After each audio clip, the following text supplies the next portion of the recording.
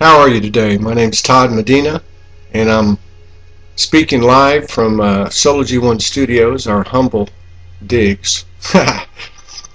And this is our first attempt at what some people may call a sermon. I try not to get lost in semantics, whether it be the name of what people call God or the universe, whether it be what's coming, Jubilee, Armageddon, Apocalypse, or the Galactic Federation coming down to save our asses. Soulogy is all about oneness, and oneness is a cliche these days.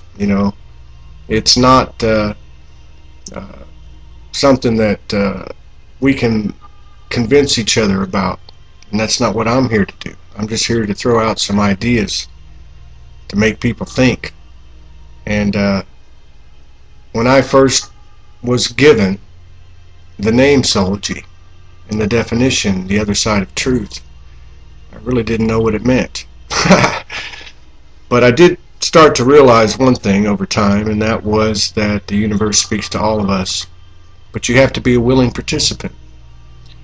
And this is my path, and my path is to try and bring everybody under one roof.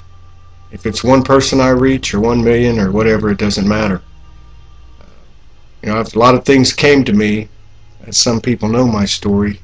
A little over 4 years ago, I lost everything I had a lot of tragic things, a lot of catastrophes happen to me. And it put me in a place where I'd been looking to find all my life. The old saying, be careful what you ask for. Well, I have found that we always get what we ask for, and sometimes we don't understand it until we get to a certain point and we look back and realize that it was the best thing that ever happened to us. But anyway, I want to talk today about religion and atheism, agnosticism, science, stars, all in the same context. And what I want to do right now is I want to draw a comparison between music, which is the universal language, and spiritual/religious beliefs. When I look at music, and I love music, I love all kinds of music. I'm a 53-year-old rap and electronic dancer. I'm halfway decent at it. When I was on the streets, it saved me. I didn't always have a place to sleep, but I always found a place to dance. One of the few things I owned was a small MP3 player that I had some pretty good music on. I had some Tupac and some Biggie, Wu-Tang, Cypress Hill, and I could be found dancing behind buildings, walking down the street, or in clubs, just in my own world. But music is the universal language. It's something we can all relate to. It doesn't have to have words, although sometimes that helps. But I think we've all found a little soul in music. And one of the things that I thought about in my solitude as I walked the streets for about 2 years, most of my time was spent walking. I still do this a lot because it takes me to where I need to go. Some people use meditation, some people use prayer, some people use affirmations. Some people do things consciously, and some people do it subconsciously. We all share this path, and this path is both a physical existence and a spiritual existence. We are a physical body, and we are energy that you can't see. And in this day and age with the internet, I think it's become more and more obvious that our energy is real and very powerful. I have relationships all around the world. I have very special relationships. I can think of one that's very dear to me that I've only spoken to this person one time by verbally.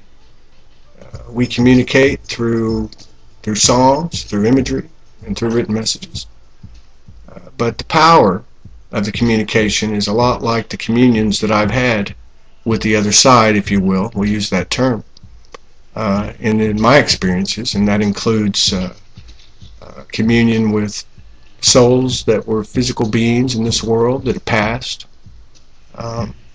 some that I knew and some that I didn't, communion with animals, wild animals, and domesticated animals, angels, archangels, spirit guides, some forces or energies that people might call ascended masters. I've also had these communions, like I said, with people that are still here and living and breathing in a physical body, carrying a soul.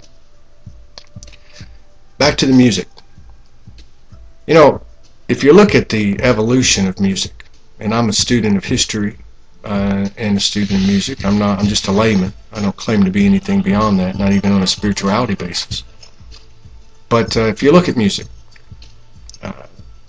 you know, music today, some of the best music you'll hear, is music that has taken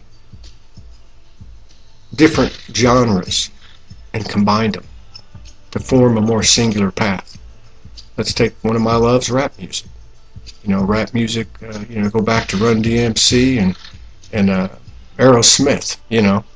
Walk This Way. You're taking some rock and roll and you're taking some urban sound, you know, and you're combining them, and look what happens, you know, this boom, you know, boom.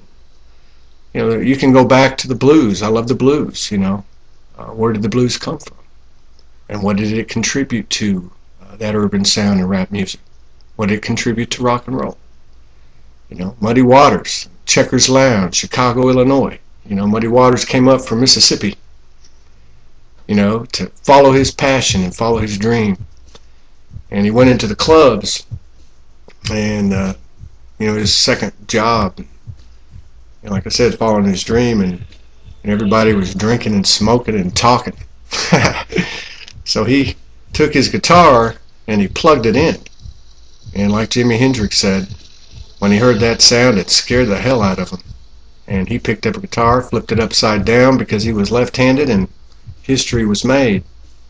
Well, what I'm trying to say is that if you go to the blues, you got to go before that, and you find, you know, the field hollers. Where did they come from? They came from, you know, what some people call the motherland, Africa. You know, and you know, jungle beats, you know, the drums, the cadence, the dance. Same, you know, you can say for rap music. You know, the blues led into that. Where did rock and roll come from? You know, Muddy Waters plugged in, and a lot of other old blues guys. And then in the '60s, you know, you had some British guys that heard that music, and they sped it up a little bit, and the rest is history. You know, electronic music came from that. I mean, you know, it's all one road. It's a singular path that just keeps bringing in more and more and more.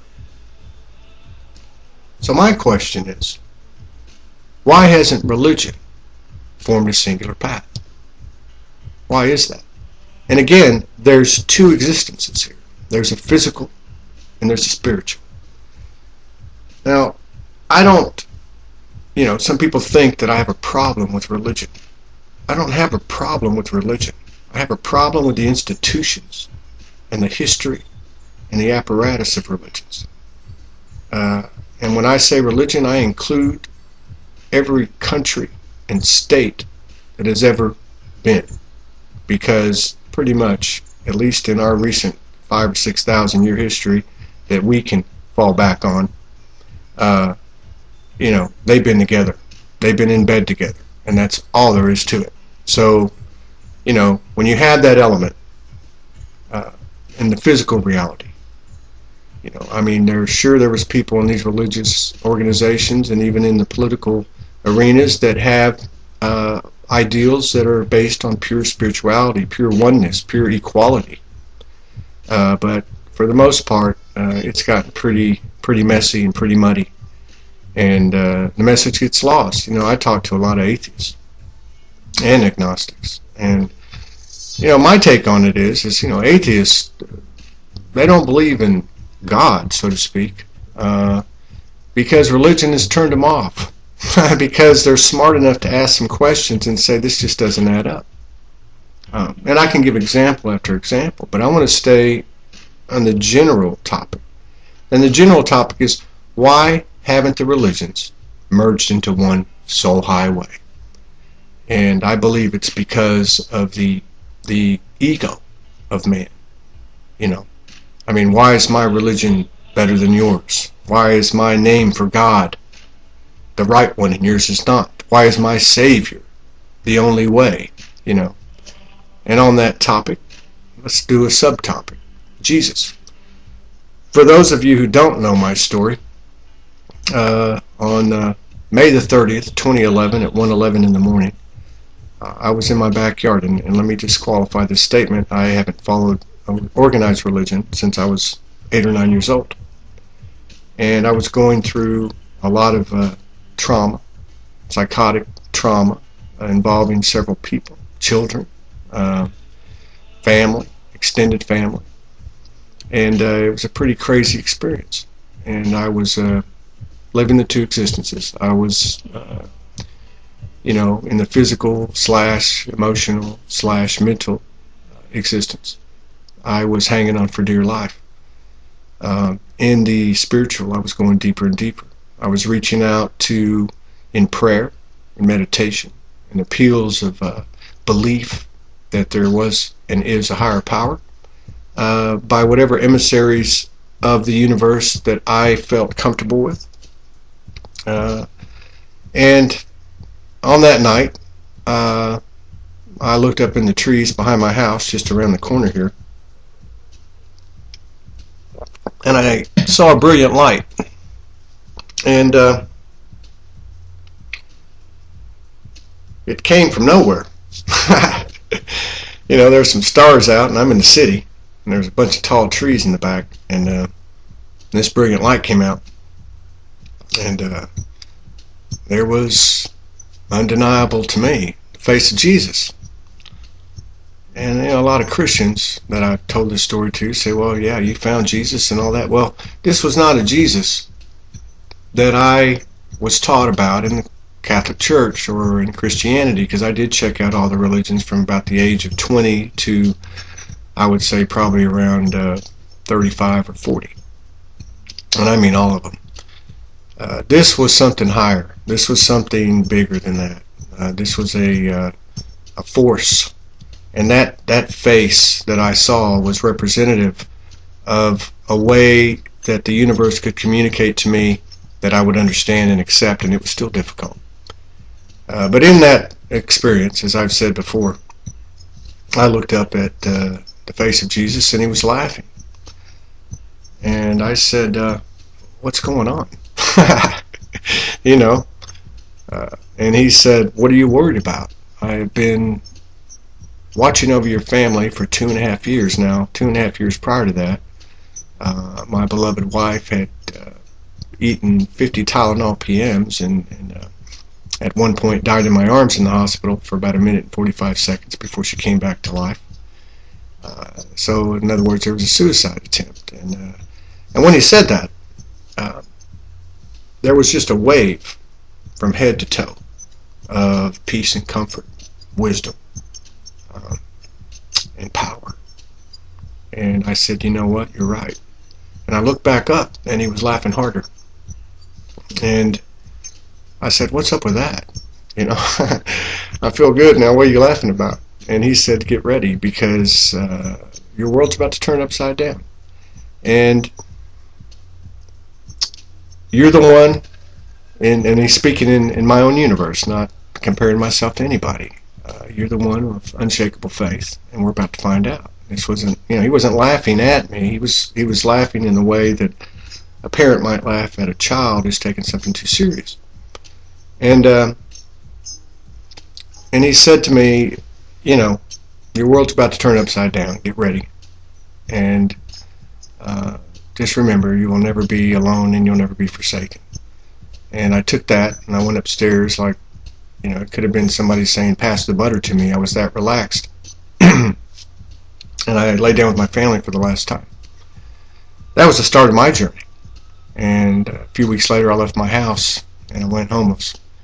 And I spent the first 7 months on a spirit walk. It lasted longer than that, but the first 7 months was the first phase, and I had many divine experiences with many emissaries of the universe. Now, the universe speaks to each one of us differently. We're all the center of our own universe, which is comprising the entire infinite universe. And in that time, I spent a lot of time alone. I spent a lot of time walking. And literally, as I've told this story, in the AA and NA organizations, they talk about one day at a time. For me, it was one step at a time. I had a huge hole in my heart, and I was in a lot of pain. There was a lot of things I didn't understand, but the one thing I did understand was my truth, what I stood for, and I knew that this universal power understood my truth. And that's the faith I walked in. Not a noun, a verb, an action verb, transitive verb, to trust and believe. Now, I want to go back to the subject for the day, and that is, why hasn't religion all come together on one singular path? And I'm not speaking of individuals, I'm speaking of the collective. But we live in a world that has told us that we are different, that has created borders in our minds and our geographies, and it just isn't true.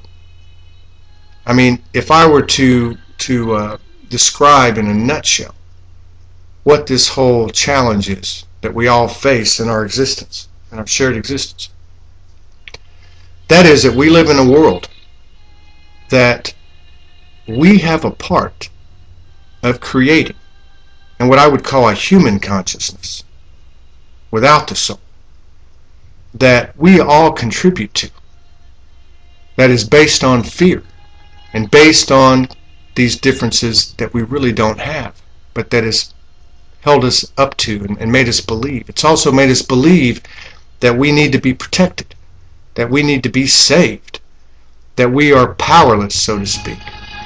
And my belief is that whatever this force is, and you can call it the proverbial devil, you can say it's a ancient alien species that have been controlling us and laying out a bunch of propaganda using anything from Nazis or Attila the Hun to control and constrict us. Whatever it is, it doesn't matter. It doesn't matter, because what it's trying to do, whatever it is, and again, we are part of this. When we feed into this, we are creating a bigger monster, okay? But whatever it is doesn't matter. Whatever it is trying to keep us from understanding who and what we are and what we are a part of. And religion has been a huge contributor of that, has been a huge tool of that. Now I can go down the line, and I will, over time, because this is what I'm going to spend the rest of my life doing. Is praising who we are, and what we are a part of, and exposing what is not true. But if you look at the history of religion, and you don't just buy at point blank blind faith the things that we've been fed, you can see that there are cracks all through that just don't jive. And I can go right down the list. One of the first examples I would use is war. And again, when I say religion, I mean religion and state. Okay?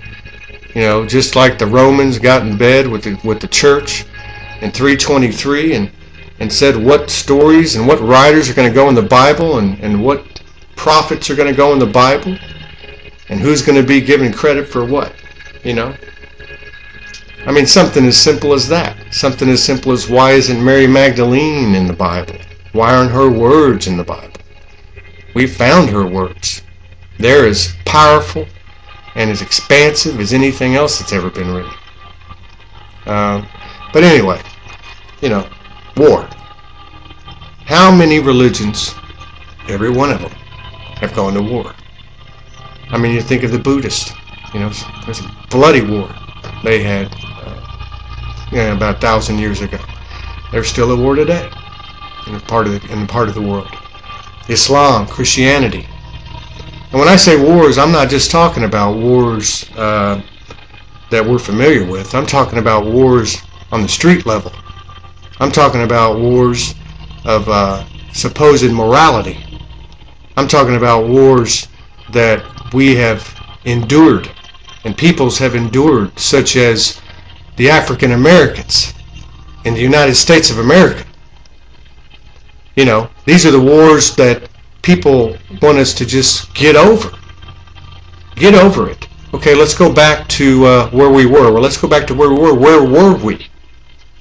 Where were we? In the 1960s, there was a very, very incredible time. A time very much like we have right now. It was a time of revolution, or re-love-lution, because it is about love. Because love is truth. It's the same thing. Love equals truth equals freedom equals soul. But you take that example, you know, and you can look at that example, and you can look at the spiritual psyche, you know, of the black folks in America. And then you look at a situation of what they went through and what they had to live through, and then, hey, you know what? We've passed the civil rights legislation, so everybody's going to be okay now. Well, no. What about all the scars? What about all the stories? What about the economic inequality? Now, I'm just using this as an example to feed right up into this day and age in terms of police brutality, in terms of people getting shot and killed. And who are most of those people? Black men, young black men. Now, it doesn't go away. You know, in the history that we've been given by these religions/states, they have been massaged, they have been changed and altered. Why? Why? Why is it that we keep, you know, all this conflict is the people versus the people? Why is that?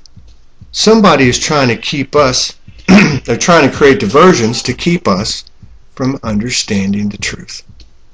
And the truth is we're all alike. So I go back to the same thing. If music has all come together on a soul highway and reached higher and higher and higher levels of expression, okay, that doesn't take away from Muddy Waters with an acoustic guitar, or Muddy Waters plugging in at the Checkerboard Lounge, or Jimi Hendrix picking up a guitar and flipping it over. It doesn't take away from Bob Dylan on an acoustic guitar plugging in at Newport Folk Festival. It's taking something that was at that moment a high expression, and it's adding to it. Therefore, the same thing should be happening with religion. You know, one of the messages I got early on was that it's the same message from the past. It's the same message of the Jesuses and the Buddhas and the Magdalenes and the Confuciuses and Lao Tzus, Gandhis. It's the same message. Martin Luther King Jr. It's the same message, but it has to be put in a more contemporary fashion. That's it, for people to understand. Because think about it. We live in the internet age, the information age. We have so much information. Our kids today are learning it at paces that light years ahead of us. I mean, think about it. How many kids are out there? You see them, your kid with a phone going da-da-da-da-da-da. Or they get on a computer and they're like, they didn't even take typing classes. I don't know how I would have ever got on a computer and typed halfway decently if I hadn't taken typing in the 8th grade. So we're taking in all this information, and it's getting bigger and bigger, and it's coming in faster and faster. And we're trying to read these ancient, sacred texts that were written, 1,500 years ago, 2,000 years ago, 4,000 years ago. And we're trying to, and here we are with our differences, pulling out what works for us and what doesn't. It's kind of like a Republican and a Democrat. A communist, a capitalist, a socialist. What are all these labels? It falls into our personal lives. Lesbian, gay, straight, transgender. Hey, you know what? Let's get rid of the differences. Let's start there. Let's say anything that makes us different. Let's throw that out. because it has not worked. And why is that? Are we stupid? No, we're not stupid. Something gave us life. Something gave us life that we don't even understand. And we'll never understand it. Okay?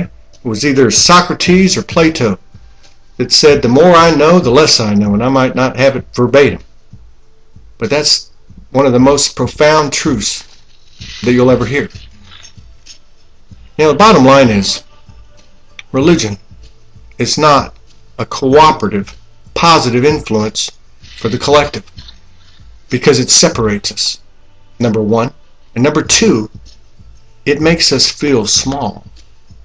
You see, what I think these powerless powers that be are trying to do, if they even have a conscious element of it, if there's even a man behind the curtain like in the Wizard of Oz, okay? What I think they're trying to do, if they even really exist and if they even cooperate with each other, and I'm talking about, you know, the things we call the Illuminati, the 13 families, the Rothschilds, Rockefellers, the aliens behind them and all, whatever the case is, whatever, the devil, whatever you want to call it, doesn't really matter. Doesn't matter what the literal interpretation is, because you will never understand it. What is important? What do we have left? The same thing. We all have the same thing left. And that is one thing, soul. And what is soul? It is the mind and the heart of spirit. It is our link. It is how I commune. It is how you commune. Okay? And it only works one way. It only works when you believe. And the core of that belief is you. Okay? What does that mean? People talk about self-love and they talk about self-respect. And there's all these psychologies, and I've read many of them. And there's a lot of great authors out there. Don't get me wrong. I can name them. I can fire them off like that. You know? But what is it? Self-love is about acceptance. Acceptance of what? I love myself. Okay? I'm not guilty anymore. I don't feel shame anymore. I could have been a better father, a better spouse. I could have done this. I could have done that. Whatever. No, that's not it. It's about one thing. Do you believe that you are divine? Do you believe that something gave you life and that you are just like that something?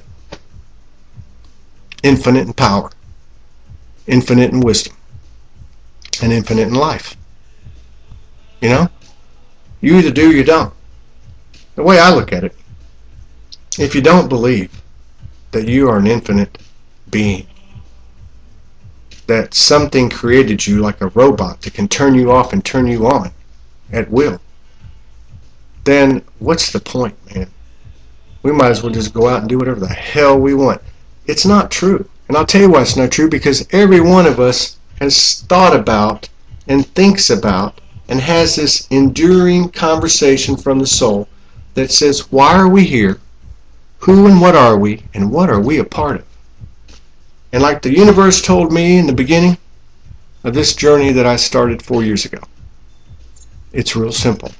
Man makes it real complicated. Well, I found that it's even more complicated than that, because the more we think about it, the further we get away from it. So you go back to the basics. What are the basics? Is there a higher power? Yes, there has to be. Why? Well, because as we stand here in this physical/spiritual existence, how many things are more powerful than us? Too many to count. Okay? So, let's give it up. Alright? 2. Is there a golden rule? Well, to the credit of the religions, going back to at least Confucius, which was 600-700 years before Jesus,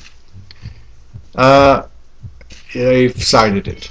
And I think where people get lost in the golden rule is they look at it as, you know, what goes around comes around. Yes, you know, karma. But it really is describing a perfect order. A perfect order that we can tap into. But again, you cannot tap into the perfect order, which you are a part of, which means you are perfection. Okay, it may not feel like it in this conscious existence, but we're not just a conscious existence here. I think part of the trick here is to merge that conscious, which we might call free will, that conscious existence, with what we can't see. Okay? And when you start to do that, see, because you have to have the desire. You can't expect something to be handed to you. You have to have the desire. And when you have the desire, it starts to work with you. It starts to speak to you. You start to see that it does. And you start to see that it did behind you, you know. So why haven't religions joined hands on the soul highway? Well, they haven't joined hands on the soul highway because of their ego mentality. And that is that they have to be right, that this is the only way.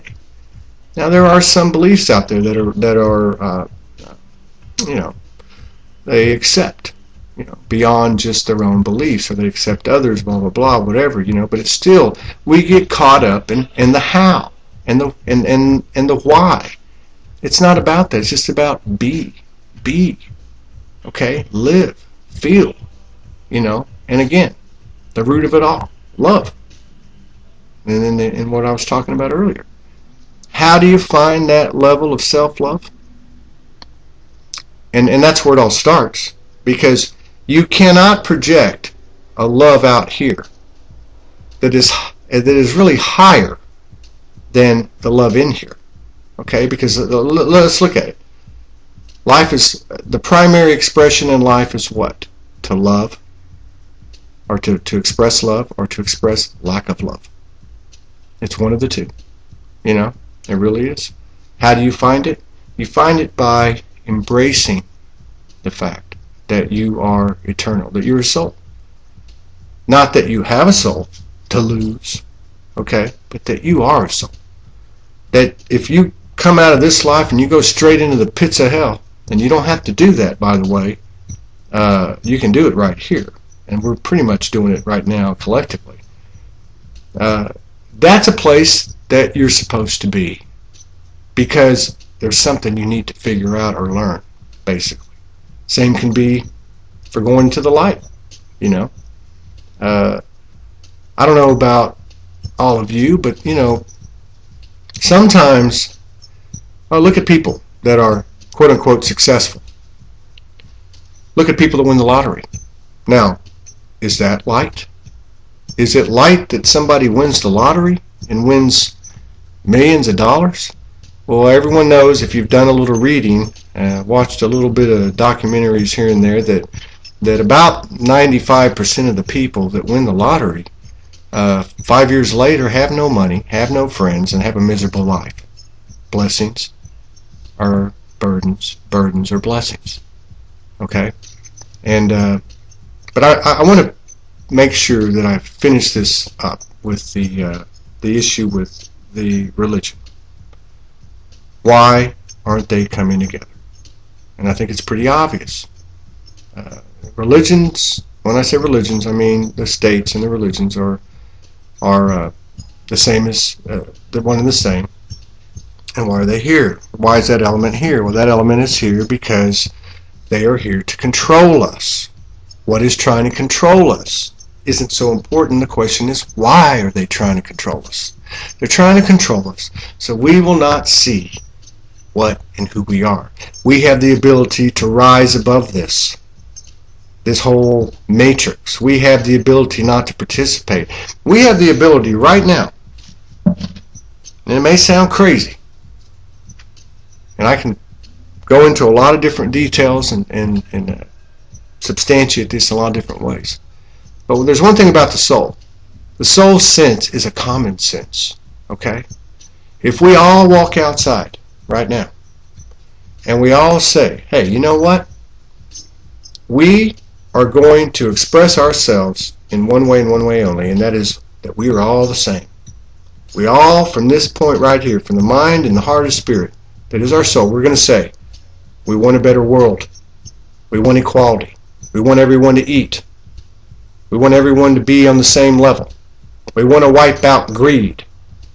We want to do the right thing, you know? It'll happen.